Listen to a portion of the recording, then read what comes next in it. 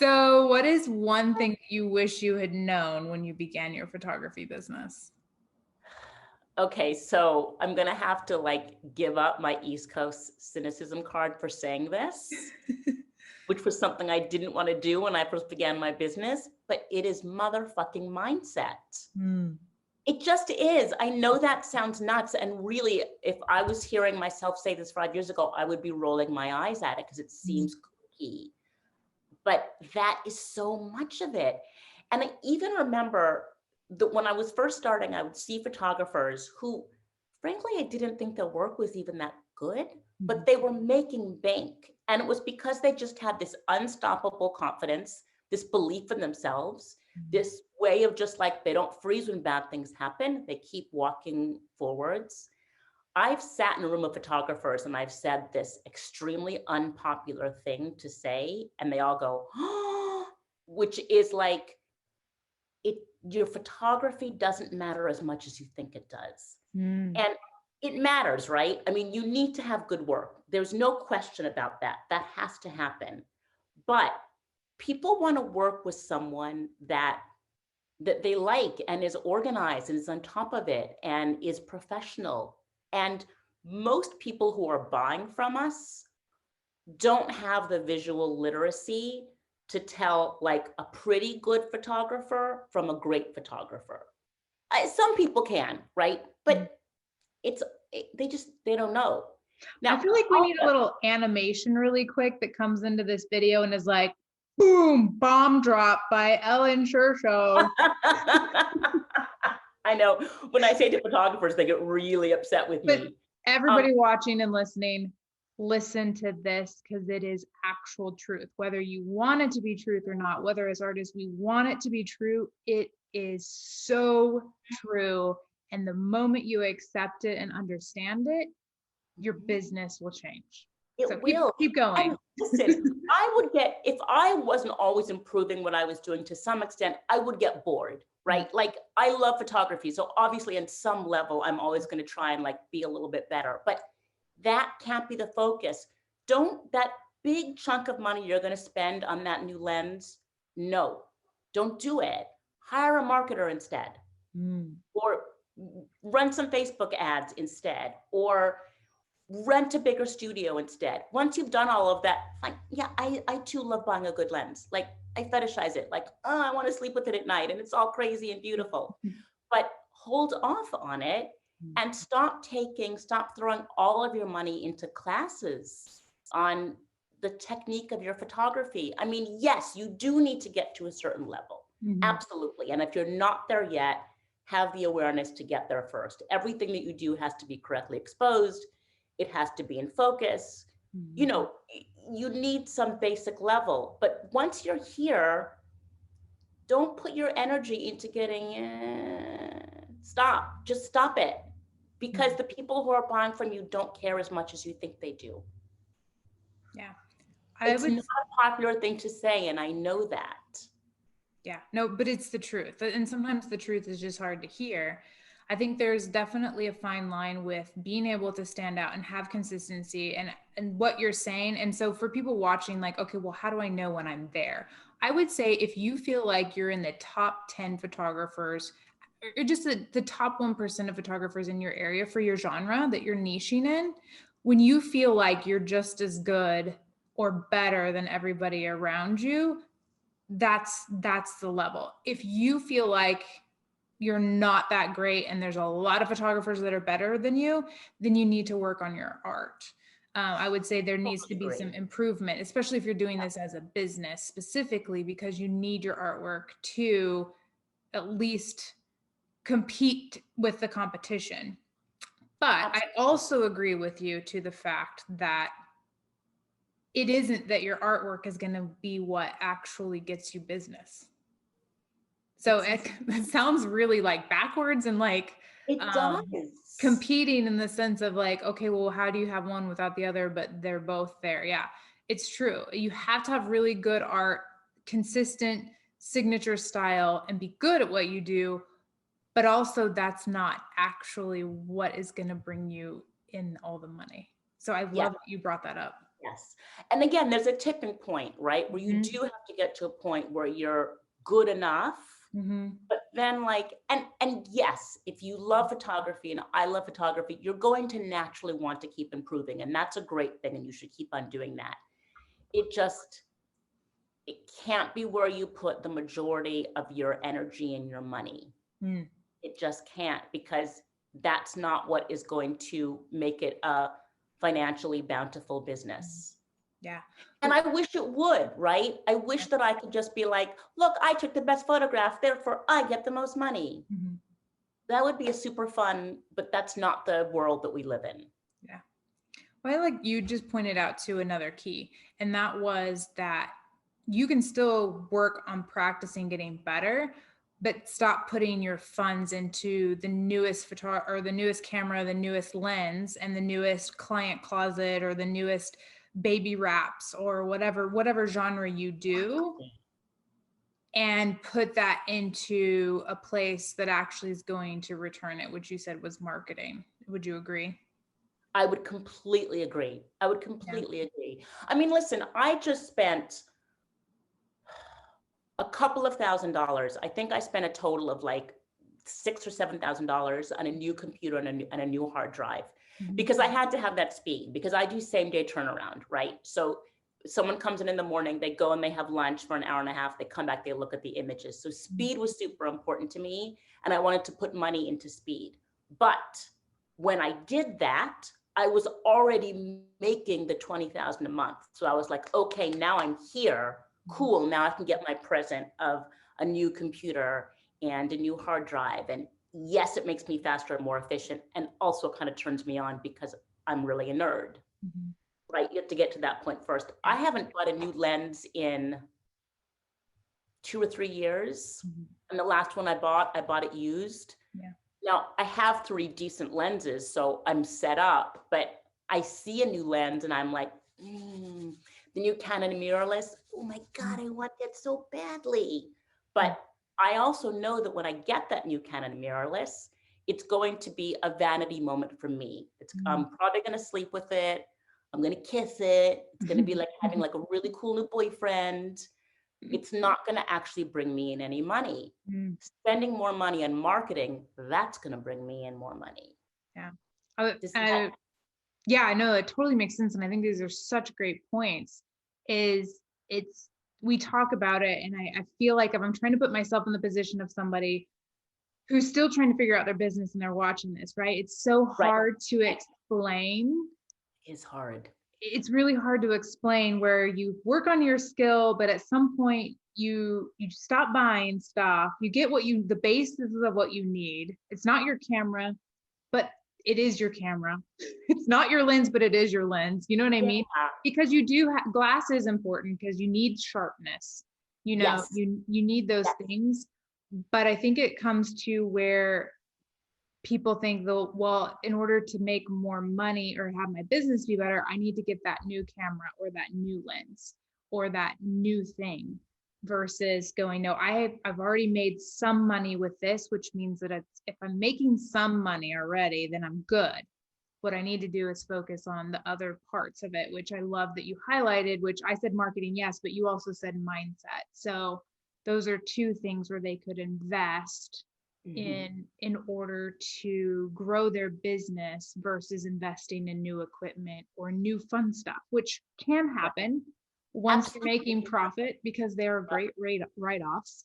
Yeah. So yeah, I love that you kind of brought that up, and also kind of the timeline in which those things flow in order to give you the results that you're looking for. Right. And it is hard because the bottom line is like art is not data driven, right? Mm-hmm.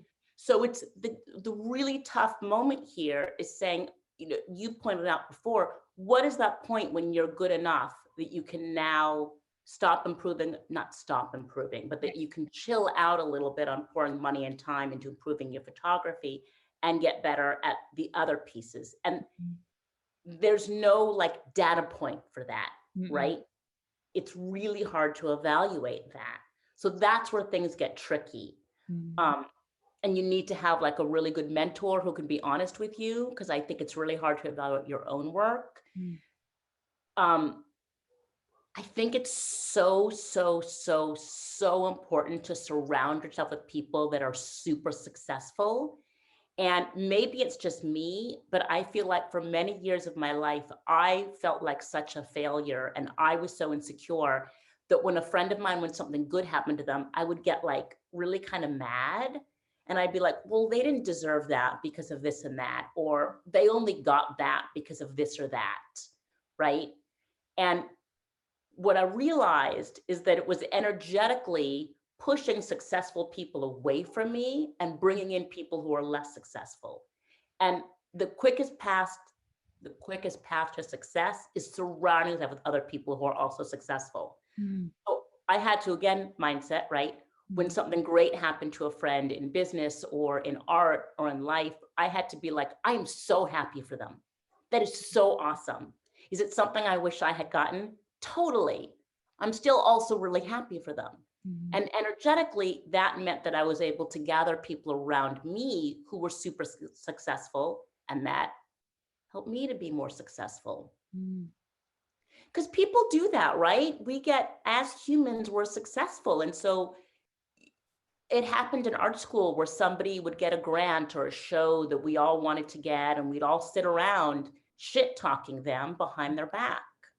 Mhm. And it was really, I hate admitting that I'm insecure and jealous, but it was insecurity and jealousy. Mhm. No, And I I really love had to switch that. no, I love the realness and rawness of this because it's true. And you bring up a point that's many people talk about. It's who you surround yourself is who you become. And Mm-hmm. so it's an evolution of learning and becoming aware. And through that, you became aware of like, oh, this is what's happening. This is what I'm doing. This isn't really serving me. Mm-hmm. And if I want to be successful, I have to surround myself with successful people. So I have to shift who I'm being and my mindset around it in order to reach that next level of what I'm I'm wanting. Mm-hmm. So love Mm-hmm. that. And it's incredible what it can do. I have a friend who, in the middle of the pandemic, got something like $30,000 from a company for some images that she had taken of sort of different pandemic scenes. Mm. And she told me about it sort of nervously because I think she'd been sort of shit on by other photographers. And I was like, that's amazing. Like, that's so great. Mhm. And then just by chance, about a month later, a job landed in my lap that was more sort of like lifestyle pandemic type of Mhm. shots. And I knew that it wasn't a good match for me, but it was money and I didn't have any money. And I called her up and I was like, hey girl, this is for you. Like I'm bouncing this job over to you. Mhm. And she was really shocked and surprised. And I was like, listen, this is what we need to do. We all need to support each other, Mhm. right? All tides rise together. Yeah. And, you know, I don't think I'm instantly going to get a job back from her, but Mhm. it's going to bounce back at me somehow. Maybe she'll refer me, maybe somebody else will. Mhm. But it's about lifting up your other photographers because you're happy for them when Mhm. something good happens. And maybe you're a little bit jealous, but like I use the parallel of being in a car all the time. So like, you know, jealousy can be in the car with me, but they have to sit in the back seat. Fear and jealousy are in the back, right? Confidence and optimism are like in the driver's seat and in the front passenger seat. No, I love that because you're giving honor and truth to humanity, which humanity means that we have those emotions. The Mm-hmm. difference between people who are happy and successful and people who are miserable and not is the difference of who's in the driver's seat. Totally. You created that amazingly and articulated that perfectly is a sense of there isn't a world in which you are a perfect human being and you don't have certain emotions or hardships or times that you're down. The key is who is in the driver's seat with you. Yep. And sometimes jealousy hops into the driver's seat, but when you have done self-development, you can become aware of it, right? You can be like, oh, wait a second. No, no, no, no, no. Get in the back seat. And then you just shove the person in the back seat, that emotion in the back seat. And you're like, Nice one. That was really sneaky, but that's not the way we roll. Exactly. No, it's exactly true. It's exactly true. Yeah. I love that. Man, there's so many good, like, I feel like I don't like cheesy stuff, but I know I see cheesy stuff on videos, but I feel like there's just like all these amazing like bomb drops that you're giving information. So typically I try to keep these to about 30 minutes, but I think with yours it's like so much good stuff we're going over, which is okay. We'll just break it into two parts and have two amazing videos. But two more questions. Yeah. What are the top three best resources that have helped you along the way, whether that's books, podcasts, YouTube, workshops, mentors, like what three things? Feel free to name drop. I want this to be a resource for people to help, help them as well. Yep. It's easy to do. So Mm-hmm. 3, you and Damon, you're one of them. The second one is Steve Saporito. Mhm. Once again, taking Steve Saporito's workshops, it Mhm. fundamentally changed my entire life. And happen to have it right here, this book. Creative visualization. It's totally an easy read. Just read it and then read it a couple more times. Life-changing. Love it. I'll have to link all three. Obviously, us for marketing and business coaching, what did you get from Steve? Like, if people are going to look him up, what was the things that you would say, hey, this is what I feel like he was great at and helped me with? God, it was so much. I'm trying to think of how to like condense it to a manageable sentence. He taught me a lot about sales. Mm-hmm. Before I met Steve, I had been wanting to kind of get the stories about the dogs before I photograph them. And I got a lot of bad business advice, which was, that's too time consuming, don't do that. Mm-hmm. And Steve was like, no, do that. Mm-hmm. The story is everything. Yeah. So it was a really good match for me as a mentor, because when he said that, it was like, oh, this just feels like what I want to be doing. Mm-hmm. He teaches about sort of the psychology of selling and the psychology of buying in a way that's super digestible. And there's just little things. I have a joke with Steve where I have my sales room set up, and I used to have it set up where the couch was in the middle of the room. Mm-hmm. And I had a piece of artwork on the wall, but for someone to see it, they had to kind of go like this. And Steve said one time, when people tend to think like this. They kind of look up to the left. So what you want to do is you want to have your most expensive piece of art right here on the wall where when they're thinking, they're going to see it. And I was like, are you telling me that all I have to do is move my couch back 4 feet and I will make more money? And he said, yes. And I was like, I don't believe you, but that's easy, so I'll do it. And it was pre-pandemic, so that I think I was in North Carolina for the workshop, flew home, went right from the airport to my studio because I had to shoot the next day, moved my couch back 4 feet. The next day I had a photo shoot. In the sales session, I made an extra $1,500. That's amazing. At 4 feet. So these little tricks. But then the other thing that has really been life-changing, and I have that with you and Damon as well, is the community that I get. Right?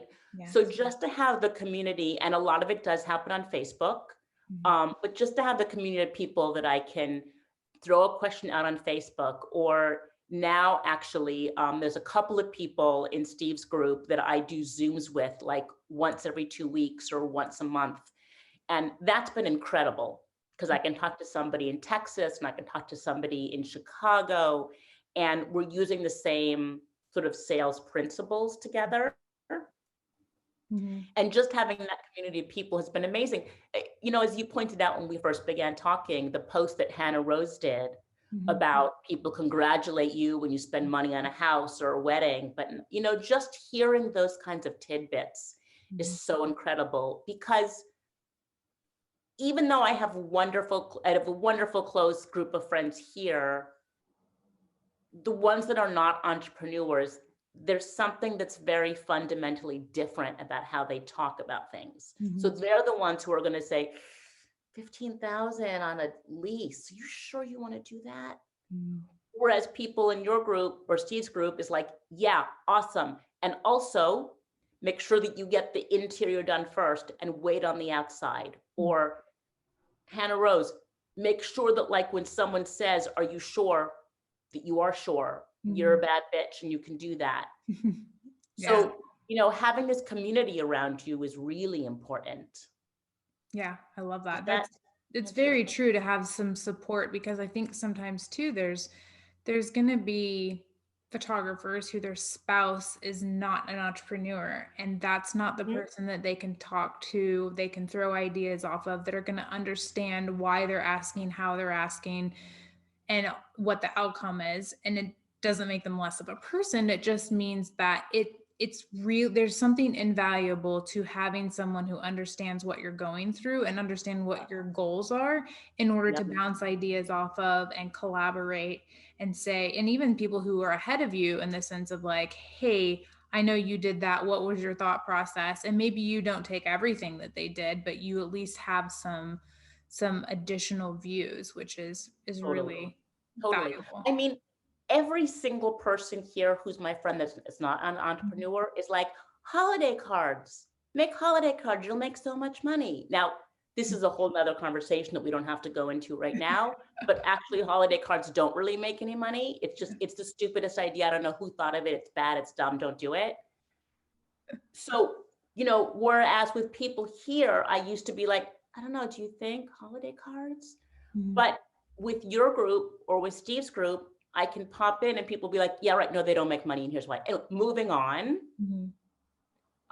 You know, and that's one tiny example, but that is repeated over and over and over and over again. Everybody who isn't an entrepreneur thinks that they know how you can make money as an entrepreneur. And most of them are wrong. Yeah.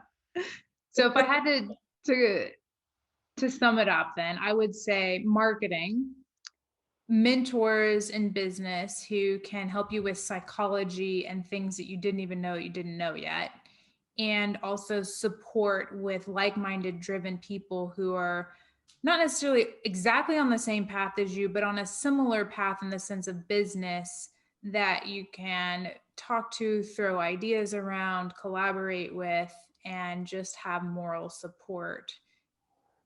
Would that be correct? Yeah, you're really good at that. That was great. And then the book, Visualize Creative Living. What was it? Show me again. Creative visualization. I mean, this is the okay. Yeah. Yeah, but it all began in mindset. I mean, listen, you know, when I'm paying you and Damon every single month, Steve's courses pre-pandemic were, you know, $2,500 plus the travel and the hotel that you stay in. These are amounts of money that a couple of years ago, I could never have conceived of spending on myself, right? And now it's like, oh yeah, that works. Let's do it. What changed? Like, I know we kind of talked about it, but I kind of want to hear it again. Like, what do you feel like changed between last year and this year? Or 2019, I guess. I still keep saying last year as if it's not last year. I know, but it's from 2019, right? Yeah. You know, again, like I'm now really gonna never be allowed to get my cynical East Coast card ever again. It's really mindset. Okay. My mindset had to change first. Yeah. Then everything else followed. Yeah. Because even if, let's say that I had somehow somebody who said, I'm going to pay for the Steve course for you. I'll buy your flight. I'll buy your ticket. I'll buy your Airbnb. And I had been there. I would have been so wrapped up in fear at the money that I had spent that I wouldn't have been able to take in all of the lessons. Interesting. But at the time that I did it, I was like, this is money well spent. Yeah. And I feel really good about that. So I went very open to all of it, you know, and very eager to learn and confident that I could do everything that he told me to do. Same with you and Damon. You know, somebody could have sent me great leads all day long. But if when I talk on the phone to them, I'm like, yeah, the sitting fee is $497. And then, oh my God, you're probably going to spend like $1,500. I mean, I'm exaggerating, of course, no one talks like that. Yeah. But when I give my prices on the phone, I'm super confident about it. Mm. It's funny, I think if I record all my sales calls, and I think it's really important to do, because at some point I realized, when I listened back to myself, I realized that when people were telling their story, I was very good at listening to them. And then as soon as I began saying amounts of money, the speed of my speech picked up a little bit, Mm-hmm. and I began interrupting people when they talked. And I had no idea I was doing that. No idea. But when I listened back, I was like, oh, I'm getting a little bit nervous.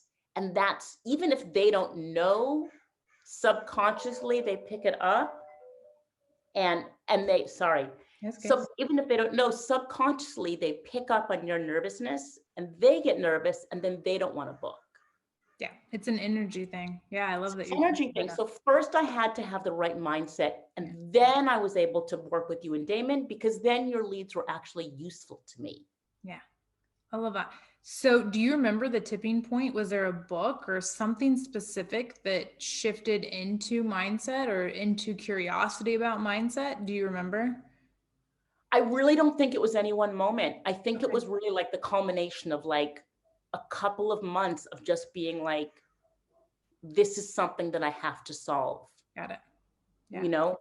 And this wasn't the only book that I read. I also read other sales books, and I also, you know, followed certain people on Instagram and began taking in more people when they said things like you should spend money, as opposed to like taking it in when they said I shouldn't. Got it. I don't think it was any one tipping point, but I think it was like many, many months and maybe even years of being like, okay, I got to solve this. How am I going to do it? Yeah. I already quit my job. I already jumped off the cliff without a umbrella Yeah. balloon. What's the word I'm thinking of? Buoyancy thing. A parachute. Parachute. Couldn't think of the word. Yeah. I've already jumped off the cliff without the parachute. Like, let's go the rest of the way and let's figure out how to get there. Yeah. I love that. So for people watching, you didn't have a specific index, but I was trying to find like, where's the starting point? If you know that mindset might be something you want to work on, I think you actually might have made a little bit of a shift when you decided to surround yourself with successful people, because almost all successful people have a positive mindset. Not saying that they don't have moments, and they're not human, but most people that are successful, that's a common theme, is they are always working on their mindset, having a positive mindset. So surrounding yourself, finding support with people who have positive mindsets that lift you up and encourage you. Mm-hmm. And I would say looking and reading books that are suggested by successful people that you admire or that you follow, and start following successful people. Those things, when you start paying attention to those things and doing the things that they recommend, then your mindset starts to shift. So those are some suggestions for anybody watching of like, okay, well, sounds to me like I'm in that same spot. I need to work on my mindset. What do I do? So I think it's a great point. And also just admitting that it matters. I mean, I think that, again, I was the person who would sort of be rolling my eyes at the notion of mindset. I'd be like, screw mindset, I want to make money. And I had it really backwards. Yeah. So I think that, and sort of like flagging what it is that is stopping you, because, you know, for me, it was fear about money and not knowing how to do marketing. For someone who's watching this, it might be different. You might have different fears. There might be different things. So I think a lot of it is being sort of self-reflective and being like, okay, what am I good at? Let's make my list of what I'm really good at. What am I not so good at? And what is like stopping me? Like that. I think that's really important. That's a great. It's going to be different for everybody. Yeah, that's a great little exercise though, that you can people who are watching this can sit down and do. Make those 3 columns, write that stuff down, start to be aware. I think that's being aware of things is the number one way to shift, to create a different outcome for sure. So in closing, what is one piece of advice that you would give to other photographers who are just starting out the photography business, or they are currently building it, they've hit maybe a good spot, but they're wanting to hit that next level and they can't figure out how? I would say just keep on moving forward. Mm. That's my best piece of advice, because there are going to be dips. And, I think you and I have been sort of like throwing around this $20,000 word left and right, like it's so easy. December, California shut down. We were quarantined. So I think I made $3,000 in all of December. So, we're all going to have months where things kind of go a little south and aren't going to be perfect and aren't going to be good. In fact, I even had a woman call me in December after we shut down, talk about bad timing, and didn't like the piece that I had sent her. She said that the frame was damaged and she wanted to return it. And I could have been like, oh, I'm a bad photographer. Instead, I was like, no problem. Here's your money back. All finished. Moving on. So I almost think part of it is just like, keep on moving forward. Like even when you get to a place where you like, every now and then I'll get somewhere where like, I think I actually do know what I'm doing. Right. And I'm like, I'm good. I'm making a lot of money. I know my workflow. I'm good. And then like, bam, someone tries to like knock you over by returning something that is a perfectly good piece. Or, your state shuts down and you can't practice business anymore. The image I have in my head is of a weeble wobble. You know what am I aging myself when I said weeble wobble to someone who was 25 and they didn't know what I was talking about? Does that? I don't, but that's okay. You can tell us what it is. Well, weeble wobble were these little wooden toys. God, it's like I'm really aging myself, right? There were these wooden toys I had that were shaped like little people, little boys and girls, but the bottoms were circular. Okay. So the ad for them said Weebles wobble, but they don't fall down, because you would push them and they would just pop back up again. Weebles wobble, but they don't fall down. There's probably an ad on YouTube or something. So Weeble wobble is what I hold in my head when things happen like that. Somebody doesn't like the piece that they got, or I don't, 5 calls in a row to leads and I don't book anything. I just think I'm a Weeble wobble. You can push me over, but I won't fall down. Yeah. And I think that is really what you need to have for longevity, because you're never going to hit a point where it's consistently successful and okay all of the time. That's just not the way life works. You know what's interesting? This is like the perfect ending to this call, because this is such amazing good gold information, Ellen. I can't even tell you how thrilled I am. But what you're saying is true. And when you realize that there's ups and downs and you have gratitude for all of them, I believe you actually do hit where it's successful all the time. It's not what you traditionally think of as success that's perfect, but when you have the mindset that you have gratitude for those moments and you're like, oh, well, that happened. It doesn't actually like affect you the way that it normally would before. And success feels like it's just all the time successful. Yeah. So while it doesn't look like what you might think it looks like, I think it's still there. There's a point at which it's not that it's every single thing is easy, but yet there's an ease to it when you accept all parts of it. I don't know if that makes any sense. But... No, but that does make sense, because actually this woman wanted to return to this thing a couple of years ago. It would have sent me into a tailspin of I'm a failure. This time I was really proud of how I dealt with it. Yeah. Which was, okay, keep the peace. It's my gift to you. Yeah. And here's your money back. Thank you so much for letting me know how you felt. I really appreciate that. Yeah. So that's a really good point, actually. Yeah, I love it. Thank you so much for your time today, Ellen. I really appreciate it. Awesome. Have a great day, love. You too. Thank you. Bye-bye.